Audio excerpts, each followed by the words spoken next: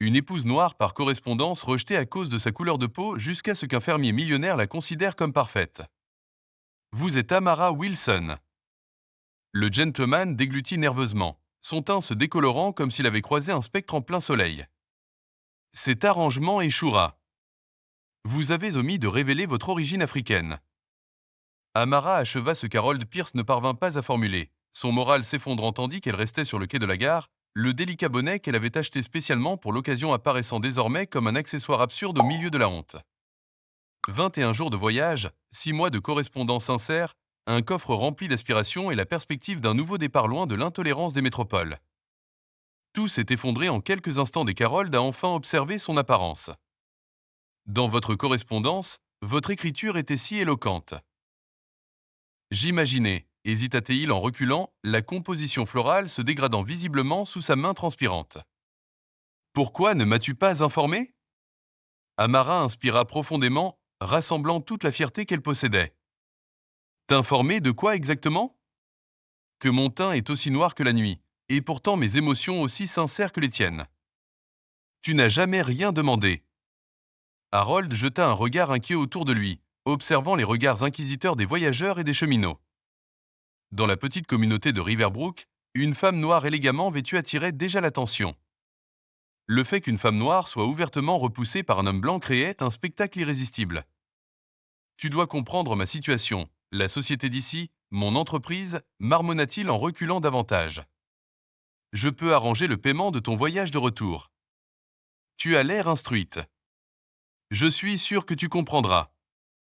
Amara ressentit un frisson le long de sa colonne vertébrale, non pas de chagrin, mais d'une fureur contenue qui brûlait en silence.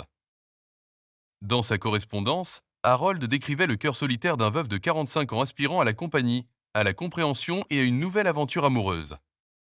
Jamais il ne mentionnait que ce cœur conservait des préférences raciales. J'ai dépensé toute ma fortune pour arriver ici, déclara-t-elle d'un ton ferme malgré ses tremblements intérieurs. Je n'ai nulle part où retourner. Harold sortit de sa poche quelques billets froissés. Cette somme devrait lui permettre de se loger pendant plusieurs jours, le temps que vous résolviez la situation. C'est alors qu'une voix retentissante trancha l'atmosphère tendue comme un éclair par un après-midi sans nuages. Est-ce là ton remède, Pierce? Jette de l'argent sur les difficultés et espère qu'elles disparaîtront comme elles le font toujours. Une silhouette imposante apparut derrière Harold, son regard intense fixé sur le marchand qui parut soudain diminuer. Il portait des vêtements simples mais manifestement coûteux, le genre de simplicité que seuls les gens véritablement riches peuvent afficher. Son visage buriné trahissait une vie passée au grand air, mais son allure dégageait une autorité indéniable. Cette affaire ne te concerne pas, Maxwell, répondit Harold, bien que sa voix trahisse son insécurité. Cela me regarde quand je vois un homme que je connais depuis 15 ans se comporter comme un faible. L'individu nommé Maxwell s'adressa à Amara, son expression s'adoucissant. Mademoiselle, permettez-moi de me présenter. Alexander Maxwell, je possède une propriété juste à l'extérieur de la ville. Amara acquiesça formellement, restant sur ses gardes. Par expérience, elle savait que la gentillesse d'un étranger comportait souvent des coups cachés. Si je peux me permettre d'être présomptueux, poursuivit Alexander, je vous propose de rester chez moi jusqu'à ce que vous décidiez de vos projets d'avenir. Nous avons des chambres d'amis qui restent rarement occupées et ma gouvernante apprécierait d'avoir de la compagnie. Harold réagit visiblement à la proposition. Maxwell, vous ne pouvez pas être sérieux. Que pensera la communauté? Alexander affichait un sourire glacial qui ne le quittait pas des yeux. Les mêmes personnes qui font affaire avec moi au quotidien. Les mêmes qui dépendent de ma propriété pour leur survie. Je suis curieux de découvrir ce qu'elle pourrait bien exprimer. Harold pâlit encore davantage, comprenant l'avertissement implicite. Alexander Maxwell n'était pas qu'un simple fermier. Il était le propriétaire terrien possédant la moitié des terres fertiles de la région. Ce que personne à cette station n'aurait pu anticiper, c'est qu'alors qu'Amara hésitait entre fierté blessée et besoins pratiques, elle transportait non seulement une malle de vêtements, mais aussi un mystère qui allait transformer à jamais les rapports de force dans cette petite colonie. Un mystère qui allait faire regretter profondément à Harold Pierce le jour où il avait déterminé que la couleur de peau définissait la valeur d'une personne. Si cette histoire de préjugés et d'honneur vous a touché, n'oubliez pas de suivre la chaîne pour découvrir comment un rejet humiliant allait se transformer en étincelle d'un renversement de situation inoubliable.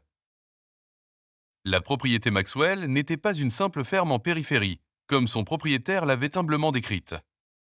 C'était une impressionnante demeure victorienne entourée d'hectares de plantations florissantes et de prairies verdoyantes où des chevaux de race purent se promener paisiblement.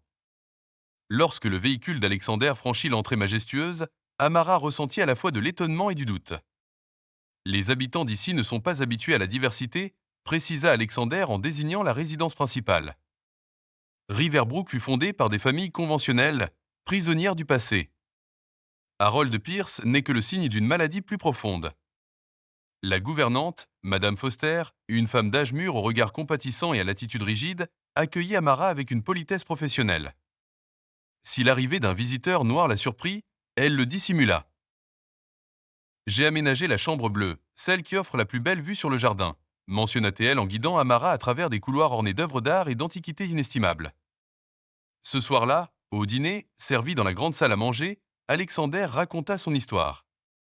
Fils d'un banquier du Nord et d'une enseignante qui avait soutenu les mouvements abolitionnistes, il avait hérité non seulement de la richesse, mais aussi de convictions profondes en matière d'égalité. Lorsqu'il s'était installé à Riverbrook 15 ans plus tôt, il était considéré comme un homme à part, trop riche pour être exclu, mais trop atypique pour être pleinement accepté. Et quel est votre parcours, mademoiselle Wilson demanda-t-il finalement après avoir décrit ses différentes entreprises. Votre correspondance a dû impressionner Harold pour qu'il lui fasse une proposition aussi formelle. Amara marqua une pause, mais la franchise d'Alexander incita à la confiance. Je suis enseignante. J'ai été instructrice à Boston. J'ai enseigné la littérature et l'histoire dans une académie pour filles de couleur. Lorsque l'institution ferma ses portes fautes de financement, je compris qu'il me fallait repartir de zéro ailleurs. Ce qu'Amara ne révéla pas, c'était la véritable raison de sa correspondance, l'héritage surprenant de son grand-père, un homme qui avait consacré toute son existence au service d'une riche famille. Un héritage qui contenait non seulement des pièces d'or soigneusement conservées, mais aussi des documents historiques susceptibles de changer le destin de certaines propriétés de la région de Riverbrook, des papiers qu'elle avait dissimulés dans un compartiment secret de sa malle. Les jours suivants, Alexander offrit à Amara un moment précieux, le temps de la contemplation. La bibliothèque du manoir était un véritable trésor de connaissances, et elle se consacra à des ouvrages sur l'histoire régionale, la géographie et les codes juridiques de la région. Interrogée sur ses activités, elle se contentait de sourire et de mentionner qu'elle approfondissait ses connaissances. Une semaine après son arrivée, la nouvelle de sa présence s'était répandue dans toute la petite communauté. Les visites au manoir Maxwell se multiplièrent soudain. Des voisins curieux, des épouses de marchands et même le pasteur local, tous se rappelèrent soudain des affaires urgentes à régler avec Alexander. Observez ça, grommela Alexander pendant le rafraîchissement de l'après-midi, après le départ d'une délégation particulièrement transparente. Vous êtes devenu la curiosité locale sans même entrer en ville. Amara sourit amèrement. J'ai toujours été une curiosité, monsieur Maxwell. La différence, c'est que maintenant, je tiens une tasse de thé en porcelaine à la main tandis qu'on m'observe. C'est lors d'une de ces visites qu'Harold Pierce s'arma enfin de courage pour apparaître. Il arriva à l'improviste, chapeau à la main, le visage affichant une fausse inquiétude. Maxwell, salua-t-il avec inquiétude. Je suis simplement venu vérifier si mademoiselle Wilson est installée. Absolument satisfait, répondit Alexander avec sarcasme. Pourquoi ne pas vous renseigner directement auprès d'elle? Le teint d'Harold se vida lorsqu'Amara entra, vêtue de l'une des robes raffinées que madame Foster avait modifiées pour elle. Ce n'était plus la femme lasse et humiliée de la gare, mais une dame qui agissait avec assurance et détermination. Monsieur Pierce le salua-t-elle froidement. Quelle surprise imprévue! Mademoiselle Wilson. Harold jouait nerveusement avec son chapeau. Je suis venu parce que la communauté s'inquiète de ma situation et de votre situation. Quelle gentillesse! Harold jeta un coup d'œil à Alexander. Il est inconvenant pour une femme célibataire de rester chez un homme célibataire, surtout lorsqu'elle est noire. Conclut Alexander d'une voix menaçante et basse. Continuez, Pierce. Je suis curieux de savoir comment vous comptez terminer cette déclaration. Harold déglutit nerveusement. Le comité paroissial étudie les options pour l'aider à retourner à Boston. Une collecte est en cours. Amara sourit, le genre de sourire qui n'atteignait pas ses yeux. Quelle charité! Mais je crains que mes intentions aient changé. Je compte rester à Riverbrook définitivement. Les yeux d'Harold s'écarquillèrent. C'est inconcevable. Vous ne connaissez personne ici. Tu n'as ni emploi, ni famille. J'ai un emploi, répondit Amara sereinement. Monsieur Maxwell m'a gracieusement proposé le poste de bibliothécaire sur sa propriété. Apparemment, des générations de Maxwell ont rassemblé des livres sans jamais les classer correctement. Harold fixa Alexander avec un mélange de stupeur et de fureur à peine contenu. Tu ne peux pas être sérieux. Alexander haussa les épaules. Je n'ai jamais été aussi sérieux. Mademoiselle Wilson est instruite et compétente. Ma bibliothèque n'a jamais été entre de meilleures mains. Ce qu'Harold ne comprenait pas, en trébuchant face à des objections de plus en plus faibles, c'était la véritable importance de ce poste. La bibliothèque Maxwell ne contenait pas seulement des classiques de la littérature. Elle abritait également des registres fonciers, des documents juridiques et la chronique complète de la région, y compris des détails que beaucoup de familles traditionnelles auraient préféré garder secrets. Quand Harold partit enfin, vaincu et furieux, Alexander l'observa par la fenêtre tandis qu'il traversait le parc à toute vitesse. Il va tenter de te compliquer la vie, observa-t-il. La petite humiliation que tu as infligée à sa fierté aujourd'hui ne sera pas oubliée. Amara hocha la tête, une nouvelle résolution brillant dans ses yeux. Qu'il essaie. Pendant qu'il est occupé à répandre des ragots mesquins, je vais enquêter bien plus profondément qu'il ne l'aurait jamais imaginé. Ce qu'Harold Pierce ne comprenait pas, ce que personne à Riverbrook n'imaginait, c'est que les heures qu'Amara consacrait à la bibliothèque avaient un objectif bien précis. Parmi les papiers jaunis et les archives poussiéreuses, elle commençait à assembler un puzzle qui allait révéler une réalité dérangeante. Les familles fondatrices traditionnelles de Riverbrook, dont les Pierce, avaient bâti leur fortune sur des biens qui ne leur appartenaient pas légitimement. Et tandis que la communauté locale bourdonnait de spéculations au sujet de la femme de couleur résidant au manoir Maxwell, Amara se préparait discrètement à une révélation qui allait perturber la communauté jusqu'à ses fondements. 2 semaines plus tard, la petite salle de réunion de l'hôtel de ville de Riverbrook était bondée. Une convocation urgente avait rassemblé les familles fondatrices, les hommes d'affaires locaux et les agriculteurs de toute la région. Au cœur de la polémique, Harold Pierce gesticulait frénétiquement, le visage rouge d'indignation. C'est un scandale. Maxwell défie ouvertement nos coutumes en affirmant que cette femme est sur ses terres. Les familles respectables sont préoccupées par les rumeurs de conduite inappropriée. Alors que des murmures d'accord se répandaient dans la salle, les portes s'ouvrirent en grand. Alexander Maxwell entra posément, suivi d'Amara Wilson, qui marchait avec la grâce royale. Un silence gêné s'abattit sur la salle. J'apprécie l'invitation, déclara Alexander d'une voix forte, qui résonna dans toute la salle. Je dois cependant clarifier une confusion. Mademoiselle Wilson n'est pas ici en visite, mais en tant qu'avocate dans une affaire qui vous touche tous profondément. Harold rit anxieusement. Avocate? Une femme de couleur sans formation ni diplôme? Maxwell, avez-vous complètement perdu la raison? Amara ouvrit méthodiquement son porte-document. En fait, Monsieur Pierce, outre mon titre d'éducatrice, je possède l'autorité légale en tant qu'héritière directe de Joseph Riemann. Ce nom résonna comme un coup de tonnerre dans le hall silencieux. Les visages des aînés pâlirent. Joseph Riemann n'existe pas, répondit Harold précipitamment. C'est un conte populaire. Intéressant, répondit Amara en sortant des papiers jaunis de sa serviette. Parce que je possède ici le titre original signé par le gouverneur en 1866, accordant à Joseph Riemann, mon arrière-grand-père, et à un homme libéré après la guerre de sécession, le territoire qui représente aujourd'hui environ 60% de Riverbrook, y compris votre boutique, Monsieur Pierce. Le juge Thornton ajusta ses lunettes pour examiner les papiers qu'Amara présentait maintenant. Ceci semble authentique. C'est une invention, hurla Harold, mais sa voix tremblait. Les documents justificatifs sont là, poursuivit Amara, intacts, y compris le récit de la fuite forcée de Joseph Riemann après des tentatives de lynchage en 1870 et de la répartition de ses terres par les familles fondatrices, créant ainsi ce qu'elles appelèrent le comité des propriétés de Riverbrook. Alexander déclara ensuite: La bibliothèque Maxwell conserve des copies de tous les documents fonciers de la région. Il est curieux que la période spécifique de 1870 à 1872 ait été absente jusqu'à ce que mademoiselle Wilson découvre des références croisées dans d'autres documents. Le révérend Miller, un homme âgé, baissa la tête. Mon père a fait référence à cette histoire. Il a dit que c'était une transgression profondément enfouie. Nous ne sommes pas ici pour pénaliser les descendants pour les méfaits de leurs ancêtres. Amara annonça: Je propose un accord. La création d'une fondation communautaire au bénéfice de tous les citoyens de Riverbrook, notamment pour l'éducation et un logement décent. Harold Pierce rit nerveusement. C'est ridicule. Personne n'acceptera ce spectacle. C'est alors que l'avocat Jeff, un avocat respecté des 3 États, entra dans la salle.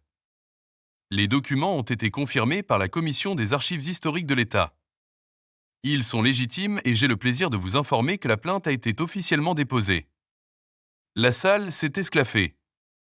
Au milieu du chaos, Harold s'est jeté sur Amara avec colère. Vous avez orchestré cela depuis le début, siffla-t-il. C'est ce que vous cachiez dans vos lettres. Amara resta calme. Non, monsieur Pierce. Dans ces lettres, j'étais simplement une femme solitaire en quête de compagnie. C'est votre réaction immédiate à mon égard en me voyant qui m'a fait comprendre quel genre d'homme vous étiez vraiment. Le genre d'homme qui condamnerait mon arrière-grand-père pour la même raison que vous m'avez condamné uniquement à cause de la couleur de notre peau. Vous allez nous détruire, murmura-t-il d'une voix pâle. Non, répondit-elle doucement.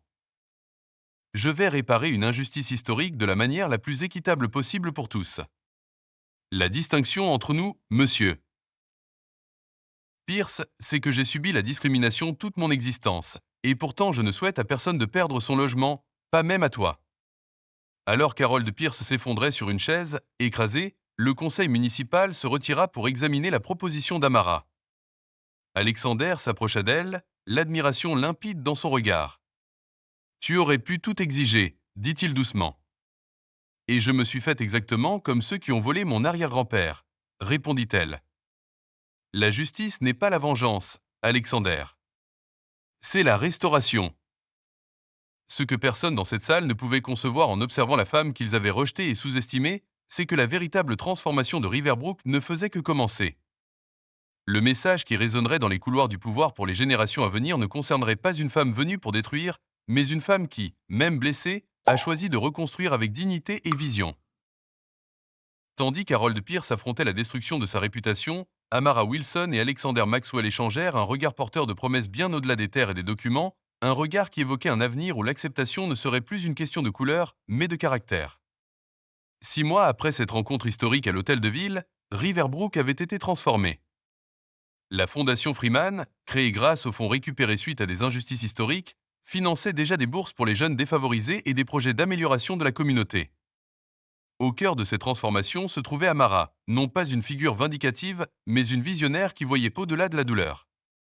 L'ancienne boutique d'Harold Pierce abritait désormais la première bibliothèque publique de Riverbrook.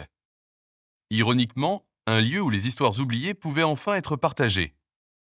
Harold lui-même avait quitté la ville quelques semaines après la révélation, vendant ses propriétés pour une partie de leur valeur et partant sans dire au revoir.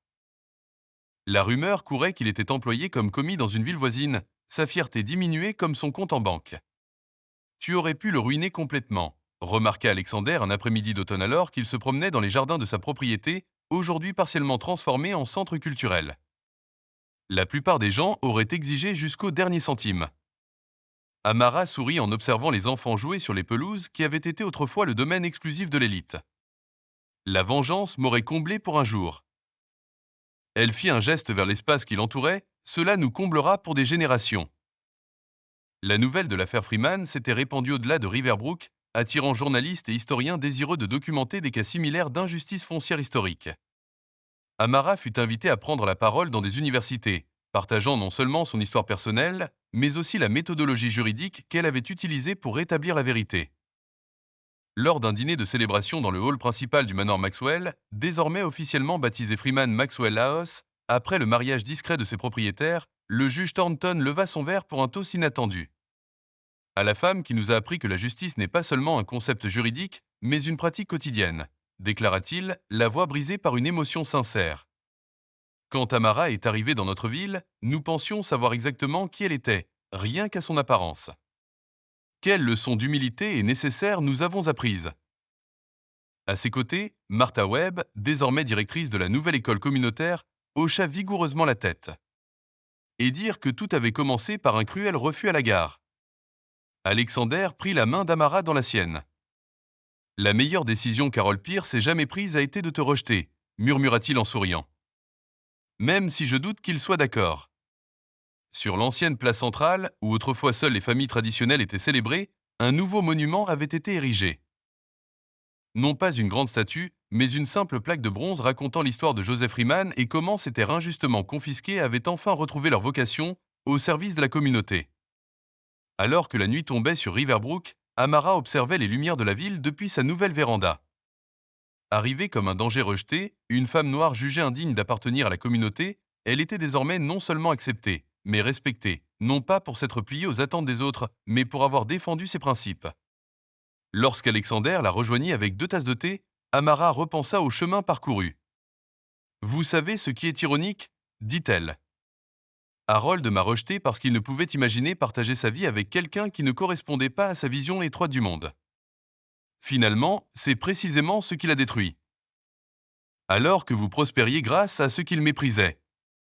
Votre force, votre histoire, votre vérité, ajouta Alexander. La leçon que Riverbrook avait apprise et qui allait résonner pendant des générations était simple mais profonde. Lorsque nous jugeons quelqu'un sur des caractéristiques superficielles, non seulement nous nions son humanité, mais nous nous aveuglons aussi à la valeur extraordinaire qu'il pourrait apporter à nos vies. Et tandis qu'Amara Wilson Maxwell observait la lune se lever sur la ville qu'il avait autrefois rejetée, elle savait que la véritable vengeance n'avait jamais consisté à punir Harold Pierce. Il s'agissait de construire quelque chose de si beau, de si juste et de si durable que son rejet ne serait qu'une note de bas de page dans l'histoire bien plus vaste qui s'écrivait. Si cette histoire de dépassement des préjugés et d'obtention de la justice dans la dignité vous a touché, n'oubliez pas de vous abonner à la chaîne pour découvrir d'autres histoires inspirantes qui nous rappellent que nos différences ne sont pas des obstacles, mais des sources de force capables de transformer des communautés entières.